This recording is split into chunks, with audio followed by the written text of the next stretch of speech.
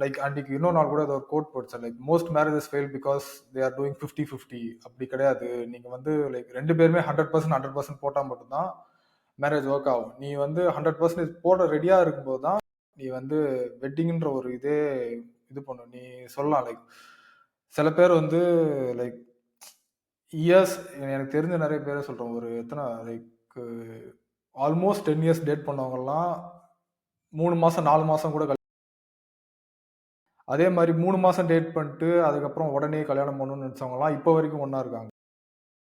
இது ரொம்ப அன்பிரடிக்டபிள் தான். நீ ரெடியா இருக்கணும். நீ ஏஜ வச்சு நீ முடிவு பண்ண 20ல கல்யாணம் பண்ணிட்டு லைக் நீ முன்னாடி ஜெனரேஷன் கூட பார்த்துக்கலாம். 20ல கல்யாணம் பண்ணிட்டு லைக் டில் தே எப்படி சொல்றது சாவர வரைக்கும் ஒண்ணா இருந்தவங்களையும் பார்த்துக்கிறோம்.